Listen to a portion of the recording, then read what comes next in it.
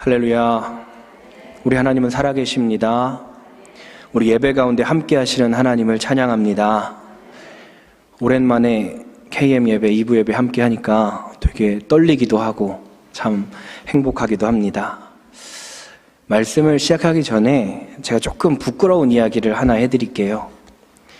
2주 전에 수요일에 시내에 볼 일이 있어서 잠깐 아내와 함께 나갔다 왔습니다. 식사하려고 이제 식당에 들어갔는데 서버 한 분이 이마에 이렇게 검은색 십자가 표시를 하고 있었습니다. 저게 뭐지? 저는 그런 표식을 처음 봤거든요. 이게 근데 십자가 같기도 하고 병원 표시 같기도 하고, 근데 이제 그분은 그렇게 검은 십자가에 테두리를 색칠을 해서 예쁘게 타투같이 그렇게 그렸더라고요. 그래서 타투 같았어요. 그때부터 이제 아내와 함께 앉아서 폭풍 검색을 시작했습니다. 저게 뭘까? 막 검색하고 있는데 아내가 무릎을 탁 치면서 저한테 얘기를 했어요.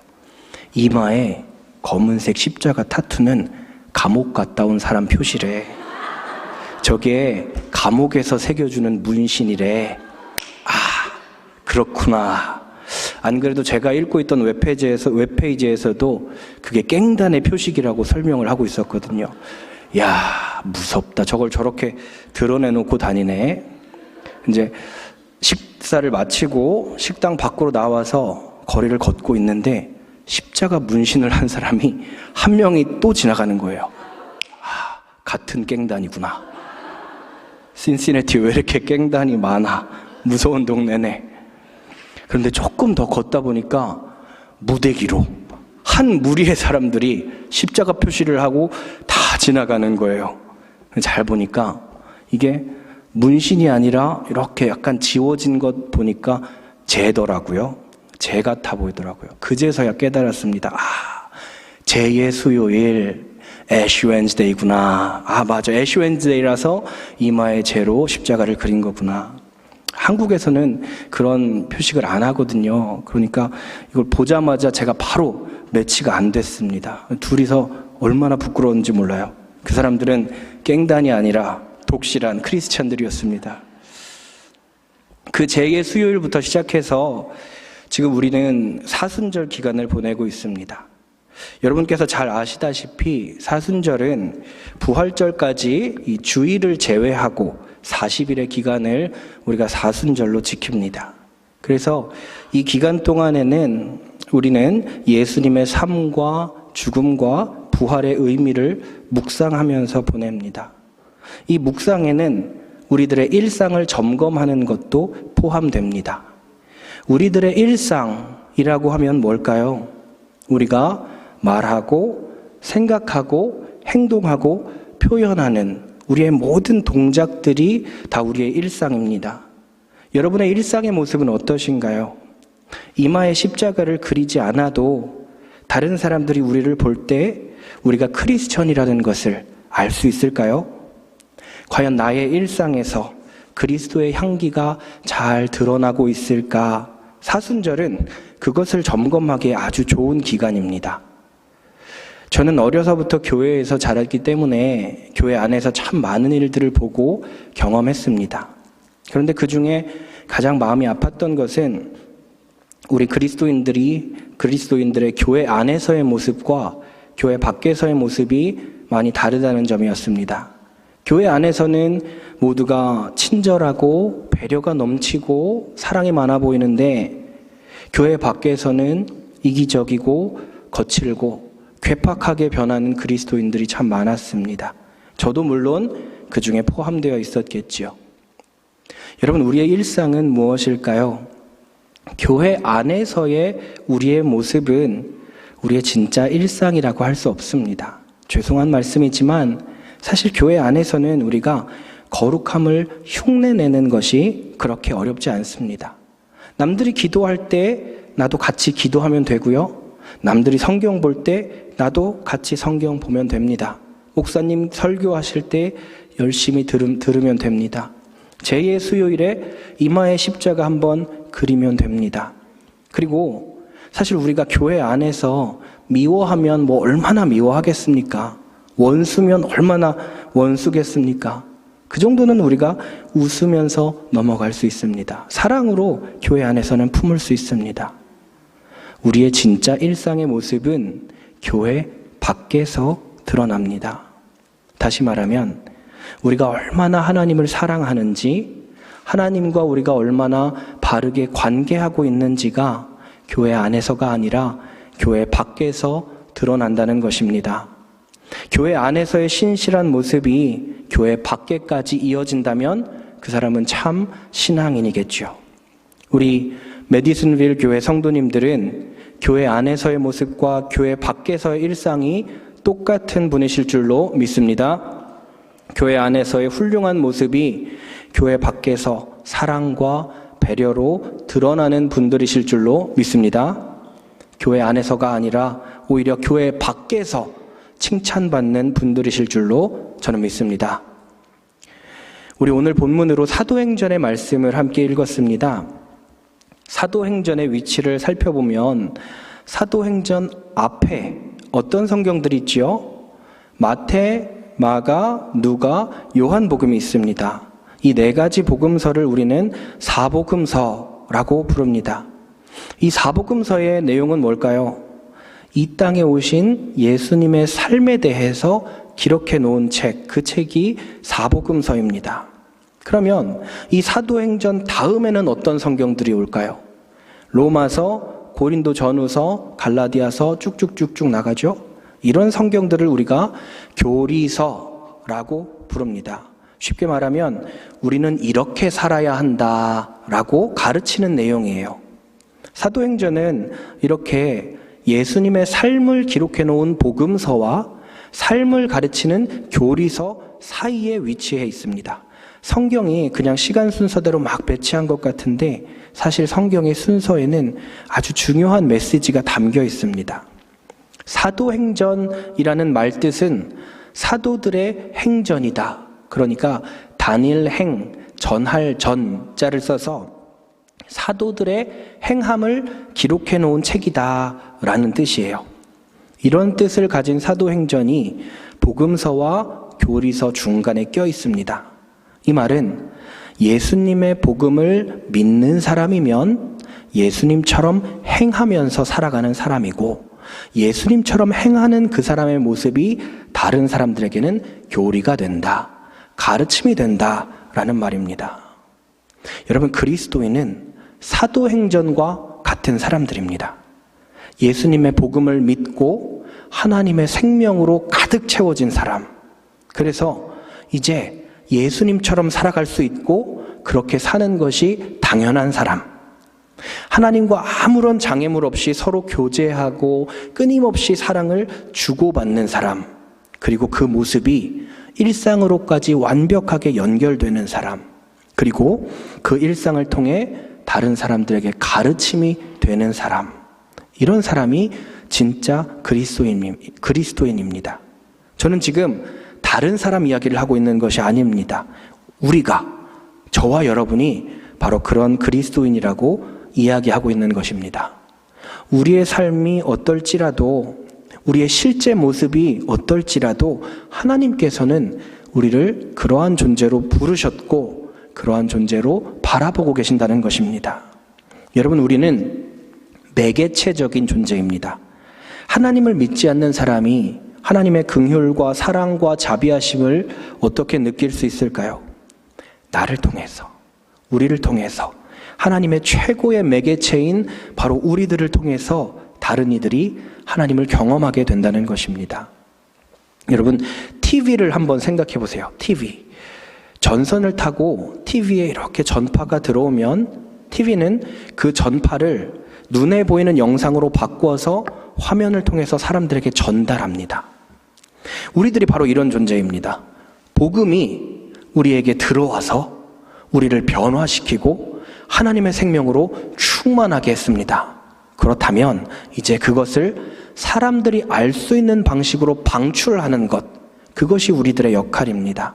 때로는 사랑으로, 때로는 희생으로, 때로는 공감과 배려로 하나님의 생명을 방출하는 역할이 우리의 할 일이라는 것이죠.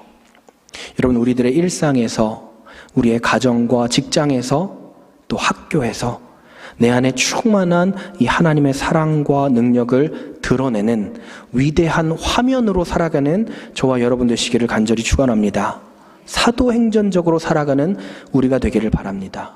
교회 안에서뿐만이 아니라 교회 밖으로 나아가서 더욱 믿는 대로 살아가는 저와 여러분 되시기를 간절히 소원합니다. 오늘 읽었던 본문을 제가 다시 한번 읽어드릴게요. 데오빌로여, 내가 먼저 쓴 글에는 무릇 예수께서 행하시며 가르치시기를 시작하신부터 그가 택하신 사도들에게 성령으로 명하시고 승천하신 날까지의 일을 기록하였노라. 사도행전은 의사였던 누가가 기록을 했습니다. 누가가 기록한 성경이 한 권 더 있죠. 누가복음입니다.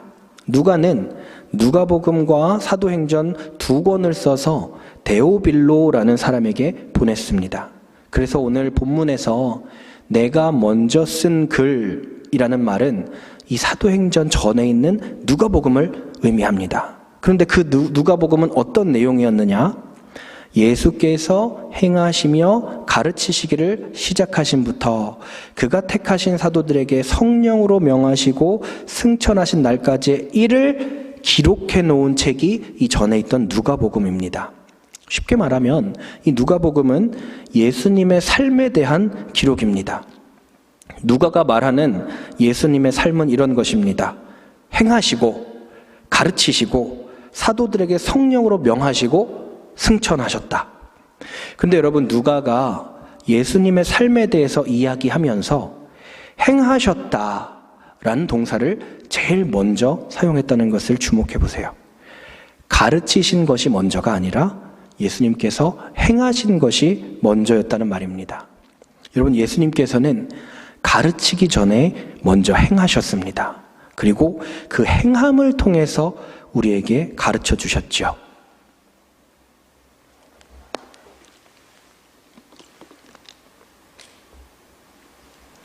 저는 군대를 조금 늦게 갔습니다. 보통 한국에서는 20살, 21살에 군대를 가는데 저는 25살에 입대를 했어요. 그러다 보니까 저희 중대장님이 있었는데 중대장님이 저랑 동갑이었습니다. 늦게 갔으니까 저보다 제 선임들도 다 저보다 나이가 아래였어요. 동생이었어요. 그런데 군대 가보신 분들은 알겠지만 처음에만 나이가 생각나고 이틀 딱 지나니까 선임들은 다 형처럼 보이더라고요. 얼마나 저렇게 존경스러운지. 어쨌든 군대에서는 시키면 해야 됩니다. 나이 어린 선임들이 시켜도 저는 열심히 했습니다. 삽질도 열심히 하고 페인트 칠도 열심히 하고 일머리가 있다고, 제가 일머리가 조금 있거든요. 일머리가 있다고 간부들한테 예쁨을 엄청 많이 받았습니다. 근데 군대에서는 예쁨 받는 게 좋은 게 아니더라고요. 저한테만 다 시키더라고요. 어쨌든 저는 이제 군대 생활이 그렇게 싫지는 않았는데 딱 하나 마음에 들지 않았던 게 있었어요. 일을 하는 방법을 제대로 가르쳐 주지 않고 그냥 일을 시킨다는 거예요. 웬만하면 선임들은 후임들에게 차분하게 일을 가르쳐 주지 않습니다. 그냥 해 이러고 못하면 욕합니다. 그 욕 먹으면서 배우는 거예요. 그리고 자기들은 저쪽 가서 삽을 가지고 이렇게 스카이 콩콩 아시죠? 저쪽에서 스카이 콩콩을 타고 놉니다. 그런데 제 선임들 중에 저보다 나이 많은 선임들도 있었는데 그 중에 한 명이 제가 정말 좋아하는 사람이 있었어요. 저보다 한 살이 많았는데 10년도 훨씬 지났는데 아직도 제가 그 사람의 이름을 기억합니다. 김병묵이라는 선임이었습니다. 제가 입대했을 때 이 사람은 병장이었거든요. 근데 군대에서 병장이 일을 하면 어디 아프냐고 그럽니다. 그런데 이 선임은 다른 사람들이랑 다르게 일을 정말 열심히 했어요. 병장이 일을 같이 합니다. 후임들과 함께 일을 하는데, 근데 이 사람은 시키지 않고 그냥 자기가 먼저 삽을 딱 들고 삽질을 이렇게 시작해요. 그러다가 옆에서 후임들이 삽질을 이제 따라 하다가 잘 못하면 웃으면서 다가와서 이렇게 하는 거야 하고 자세를 고쳐주고 끝까지 같이 삽질을 합니다. 제일 먼저 삽을 들고 제일 마지막에 삽을 내려놓습니다. 덩치가 크고 우락부락하게 생긴 사람인데 축구할 때는 무슨 막 황소가 달려드는 것 같아요. 그런데 그 모든 후임들이 그 선임이랑 같이 작업을 하는 것을 너무 좋아했고 같이 불침번을 서고 싶어 했고 이야기하고 싶어 했습니다. 나중에 알았는데 이 사람도 예수님을 열심히 믿는 사람이었습니다. 그래서인지 이 사람에게서는 예수님의 모습이 보였고 저도 나중에 이런 선임이 되어야겠다라고 생각했습니다. 여러분, 행함이 먼저 있는 가르침은 공허하지 않습니다. 신뢰가 갑니다. 제가 만났던 이 김병묵 병장도 행함이 먼저 있었기 때문에 그 사람의 삶이 우리들에게 가르침이 되었습니다. 그 사람이 하는 말들이 전혀 공허하게 들리지 않았습니다. 오히려 더 많이 얘기하고 싶었습니다. 여러분, 예수님은 하나님의 아들이십니다. 하늘 위에서 말씀하셔도 됩니다. 그러나 인간의 육체를 입고 이 땅에 내려오셨습니다. 그리고 인간 세상에서 죄인인 인간들과 부대끼면서 먼저 함께 사셨습니다. 예수님은 하나님의 아들이시니까 세례를 받으실 필요가 없죠. 세례는 거듭난다는 의미잖아요. 예수님은 이미 완전한 하나님이신데요. 그런데도 죄인인 세례 요한 앞에 무릎을 꿇으시고 세례를 받으셨습니다. 이처럼 주님은 항상 인간을 가르치기 전에 먼저 행동으로 나타내셨습니다. 예수님의 십자가 사건도 마찬가지입니다. 예수님께서 십자가에 왜 달리셔야 하는지, 십자가 사건이 우리에게 어떤 의미인지 다 설명하시고 인간들이 다 이해한 다음에 십자가에 달리신 것이 아닙니다. 예수님은 아무 말 없이 십자가로 먼저 돌진하셨고 먼저 우리들의 생명을 구해내셨습니다. 그리고 나서 우리에게 말씀하십니다. 너를 위한 속죄는 내가 이미 다 이루었으니 너는 이제 믿기만 해라. 여러분, 이 순서가 어떤 의미인가요? 엄마와 아이가 횡단보도를 건너는데 갑자기 신호를 무시한 차가 천속력으로 달려온다면 엄마는 이 아이를 구하기 위해 앞뒤 가리지 않고 자기 몸을 던지겠지요. 말도 하지 않고 몸이 먼저 반응하는 겁니다. 왜요? 그만큼 사랑하니까요. 그만큼 소중하니까요. 그래서 예수님도 우리를 위해서 십자가로 돌진하셨습니다. 아무 말 없이. 우리가 이해하기도 전에 벌써 우리의 죄를 다 해결해 버리셨습니다. 그리고 나서 말씀하십니다. 나를 믿으라. 나를 믿기만 해라. 여러분, 예수님의 삶은 이처럼 인간을 섬기고 사랑하시는 하나님의 모습을 그대로 보여주는 위대한 화면이었습니다. 병든 자가 있으면 창자가 끊어지는 고통을 느끼면서 공감해 주시고 밤새도록 치료하시고 외로운 사람에게는 친구가 되어 주셨습니다. 가족을 잃은 슬픔으로 눈물을 흘리는 사람 옆에서 함께 울어주셨습니다. 이런 예수님의 삶이 먼저였기 때문에 예수님의 삶은, 예수님의 가르침은 공허한 외침이 아니라 사람과 세상을 살리는 하나님의 말씀 그 자체가 될 수 있었던 것입니다. 여러분, 교회라는 한자 의미를 아시나요? 교회. 가르칠 교자와 모일 회자를 씁니다. 교회는 가르치는 모임이라는 뜻이죠. 그런데 그래서인지 한국 교회는 유독 가르치는 것, 배우는 것에 집중하는 것 같습니다. 믿지 않는 사람들도 교회 하면 가르치는 곳으로 생각합니다.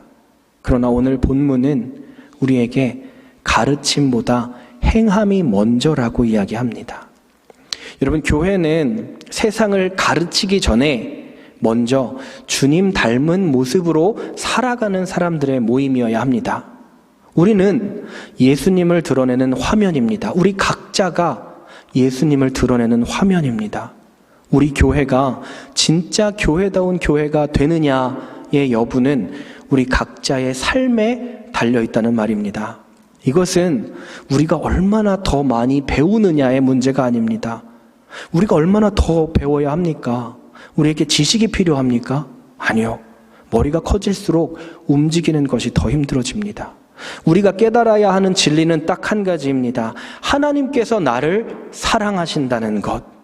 예수님께서 나를 너무나 사랑하셔서 나를 위해 죽음으로 돌진하셨고 부활과 함께 나에게 하나님의 생명을 선물해 주셨다는 것. 그래서 이제 우리가 완전한 새로운 피조물, 하나님의 자녀가 되었다는 것, 거듭났다는 것. 이것만으로도 우리가 움직이기에 충분합니다. 그가 택하신 사도들에게 성령으로 명하시고 승천하신 날까지의 일을 기록하였노라. 그가 택하신 사도들에게. 예수님께서 사도들을 택하셨듯이 하나님께서 우리들을 하나님의 자녀로 택하셨습니다. 근데 여러분, 당시에 예수님께서 택하신 사도들을 살펴보면 잘난 사람은 하나도 없었습니다. 갈릴리 어부도 있었고요. 손가락질 받는 세리도 있었습니다. 그런데 왜 수많은 사람들 중에서 예수님은 그 사람들을 선택하셨을까요? 심지어 예수님 믿는 사람을 잡아 죽이던, 하나님 믿는 사람을 잡아 죽이던 사도 바울도 예수님께서 선택하셨습니다. 우리는 예수님께서 왜 그렇게 선택하셨는지 모릅니다. 그러나 한 가지 확실한 것은 선택은 언제나 믿음에서 시작된다는 것입니다. 내가 믿어야 선택할 수 있습니다. 예를 들어서 우리가 옷가게에 들어가서 옷을 한 벌 선택할 때에도 이 옷이 나에게 잘 어울릴 거라는 믿음이 있어야 내가 옷을 선택하죠. 그렇죠? 내 뱃살을 이 바지가 잘 가려줄 수 있을 거라고 믿어야 내가 이 옷을 선택할 수 있는 겁니다. 그런데 하물며 이 땅 가운데 예수님을 드러내는 화면을 선택하시는데 예수님께서 믿지 않는 사람을 선택하셨을까요? 하나님께서 둘째였던 야곱을 선택하시고 어부였던 베드로를 선택하시고 세리였던 마태를 선택하시고 살인자였던 사도 바울을 선택하신 이유는 하나님께서 그들을 믿으셨기 때문입니다. 결국 하나님의 믿음대로 그들은 모두 하나님을 이 땅에 드러내는 위대한 화면으로 살아갔습니다. 하나님의 선택은 절대로 실패하지 않습니다. 여러분, 하나님께서는 저와 여러분을 선택하셨습니다. 이 말은 무슨 말일까요? 하나님께서 저와 여러분을 믿으신다는 말입니다. 이상한 말이죠. 우리가 하나님을 믿어야 하는데 하나님이 우리를 믿는다. 제가 아직 부모는 못 돼봤고 아직까지 이제 누군가의 자녀잖아요. 그런데 자녀의 입장에서 자녀에게 가장 중요한 게 뭘까 생각해 보니까 부모의 믿음인 것 같아요. 부모가 믿어주면 자녀는 못할 것이 없어요. 무엇이든 해낼 수 있는 힘이 생깁니다. 부모의 신뢰에 담긴 그 무한한 사랑이 자녀의 삶의 원천이에요. 여러분, 하나님께서는 하나님의 자녀를 믿으십니다. 믿으시기 때문에 우리에게 자유의지를 주셨고 믿으시기 때문에 우리를 위해 십자가에 달리셨습니다. 결국 우리가 하나님을 선택하고 하나님을 드러내는 화면으로 살아갈 것이라는 것을 하나님께서 믿으셨다, 그 말입니다. 여러분, 우리는 하나님을 믿지만 동시에 하나님의 신뢰를 받는 하나님의 자녀들이라는 사실을 기억하시기 바랍니다. 하나님께서 저와 여러분을 믿으십니다. 그래서 하나님의 생명을 우리에게 주셨습니다. 이 신뢰에 담긴 하나님의 사랑을 깊이 있게 경험한다면 우리는 하나님의 말씀을 따라 이 땅 가운데 사도행전으로 살아갈 것입니다. 예수 그리스도를 비추어내는 위대한 화면으로 우리가 그렇게 살아갈 수 있을 것입니다. 여러분, 이 세상이 감당하지 못하는 사랑을 세상에 보여주시기 바랍니다. 이 세상이 따라할 수 없는 용서와 섬김을 세상에 보여주시기 바랍니다. 이 세상이 믿을 수 없는 진리를 세상에 확인시켜 주시기 바랍니다. 예수님처럼 위대한 화면으로 하나님이 선택한 사도들로 우리들의 일상 가운데 하나님의 사랑과 생명을 드러내며 살아가는 저와 여러분 되시기를 주님의 이름으로 간절히 축원합니다. 기도하겠습니다. 우리의 아버지 되시는 하나님, 예수님의 삶과 죽음과 부활의 의미를 묵상하는 이 시간, 우리가 우리의 삶과 우리의 일상을 주님 앞에서 다시 한번 돌아보게 하시니 감사합니다. 우리는 언제나 먼저 행하셨던 예수님의 삶을 기억합니다. 돌보고 섬기고 사랑하고 함께하는 예수님의 삶이 우리들의 삶이 되기를 소원합니다. 하나님께서 우리를 자녀 삼으셨으니 우리도 이제 그렇게 살 수 있는 존재가 되었음을 믿습니다. 우리 안에 하나님의 생명을 허락하시니 감사합니다.